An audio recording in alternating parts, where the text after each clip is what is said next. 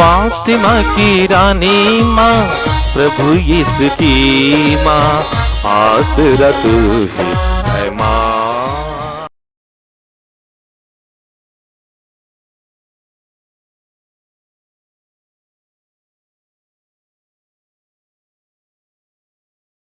पहला पाठ संत यूहन्ना का तीसरा पत्र, पद संख्या 5 से 8।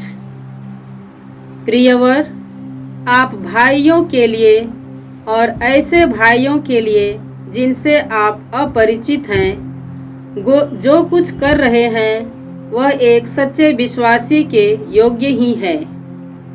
उन्होंने यहाँ की कलीसिया के सामने आपके भातृ प्रेम का साक्ष्य दिया।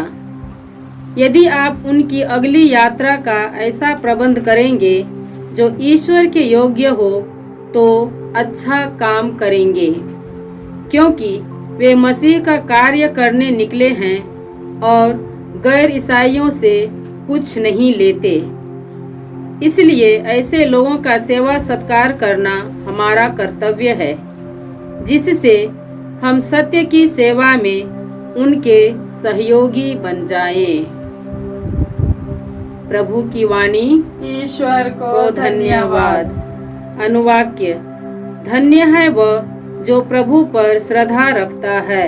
धन्य है वह जो प्रभु पर श्रद्धा रखता है। धन्य है वह जो प्रभु पर श्रद्धा रखता और उसकी आज्ञाओं को हृदय से चाहता है। उसका वंश पृथ्वी पर फलेगा फूलेगा। प्रभु की आशीष धर्मियों की संतति पर बनी रहती है। अनुवाक्य। धन्य है वह जो प्रभु पर श्रद्धा रखता है। धन्य है वह जो प्रभु पर श्रद्धा रखता है। उसका घर भरा पूरा होगा, उसकी धार्मिकता कभी विचलित नहीं होगी। वह धर्मियों के लिए अंधकार का प्रकाश है। वह दयालु, कोमल हृदय और न्यायप्रिय है। अनुवाक्य। धन्य है वह जो प्रभु पर श्रद्धा रखता है। धन्य है वह जो प्रभु पर श्रद्धा रखता है। वह तरस खाकर उधार देता और ईमानदारी से अपना कारोबार करता है। वह सन्मार्ग से कभी नहीं भटकेगा, उसकी स्मृति सदा बनी रहेगी। अनुवाक्य। धन्य है वह जो प्रभु पर श्रद्धा रखता है। धन्य है वह जो प्रभु पर श्रद्धा रखता है। जय घोष। हालेलुया। ईश्वर ने सुसमाचार द्वारा हमें प्रभु यीशु मसीह की महिमा का भागी बना दिया है। हालेलुया। प्रभु आप लोगों के साथ हो और आपकी आत्मा के संत साथ। लूकस के अनुसार प्रभु यीशु ख्रिस्त का पवित्र सुसमाचार। हे प्रभु तेरी महिमा हो।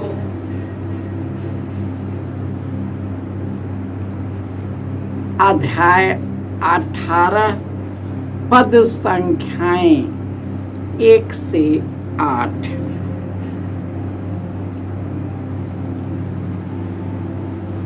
नित्य प्रार्थना करनी चाहिए और कभी हिम्मत नहीं हारनी चाहिए।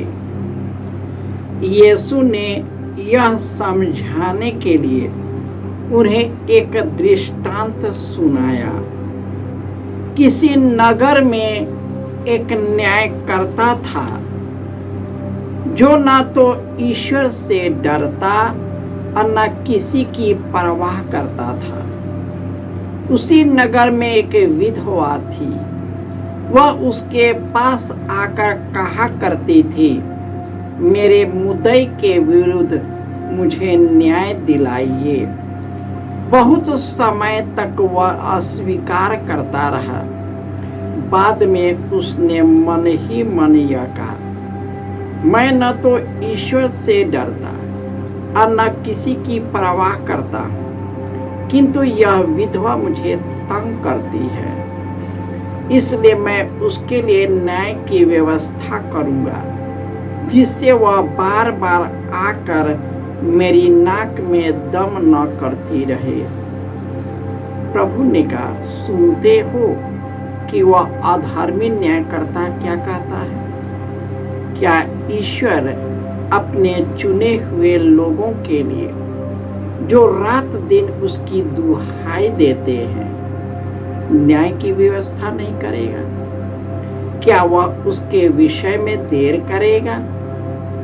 मैं तुमसे कहता हूँ, वह शीघ्र ही उनके लिए न्याय करेगा। परंतु जब मानव पुत्र आएगा तो क्या वह पृथ्वी पर विश्वास बचा हुआ पाएगा? यह प्रभु का सुसमाचार है। हे क्रिस्त तेरी स्तुति हो। क्रिस्त में प्यारे भाई और बहनों, ईश्वर का वचन कहता है, धन्य है वे जो प्रभु की पूजा करते हैं, उसको प्यार करते हैं, उस पर श्रद्धा रखते हैं, उनकी आज्ञाओं को हृदय से चाहता, उसका वंश फलेगा फूलेगा। प्रभु की आशीष धर्मियों की संतति पर पड़ेगी, उसका घर भरा पूरा होगा, उसकी धार्मिकता कभी विचलित नहीं होगी। वह धर्मियों के लिए अंधकार का प्रकाश है। वह दयालु, कोमल हृदय और न्यायप्रिय है। ईश्वर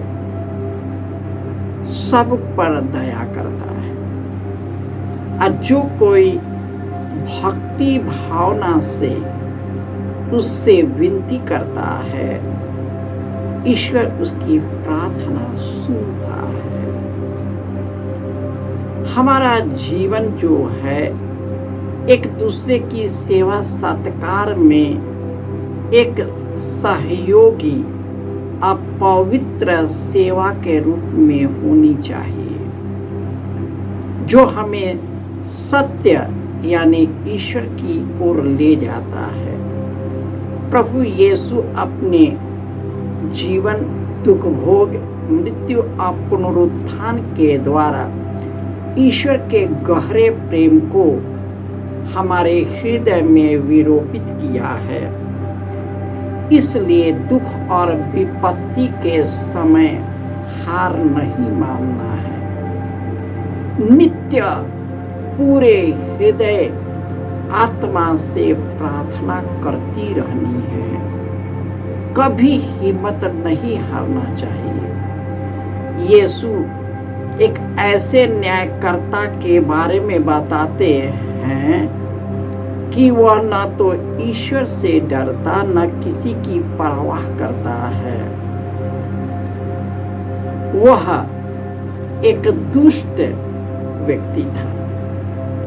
उसी दुष्ट व्यक्ति के पास एक विधवा बार बार आकर के तंग करता था कि देखिए, मेरे मुद्दई के विरुद्ध मुझे न्याय दिलाइए। देखिए, वही अधर्मी, पापी और कुकर्मी बार बार सुनने के बाद उसके लिए न्याय की व्यवस्था करता। तो क्या ईश्वर उन चुने हुए लोगों को, जो रात दिन उसकी दुहाई देता है, उसकी न्याय की व्यवस्था नहीं करेगा? लेकिन दुख की बात है, क्या न्याय के दिन प्रभु यीशु पृथ्वी पर विश्वास बचा हुआ पाएगा? आज के दुनिया में ईश्वर केवल संसार है। संत फ्रांसिस असीसी ने पूरे ब्रह्मांड को अपना लिया। वह अपनाया, उसे प्यार किया, लेकिन उससे आसक्त नहीं था। उसका प्रेम ईश्वर के लिए उमड़ता था। यही कारण है कि वह सब कोई का सेवक बन गया।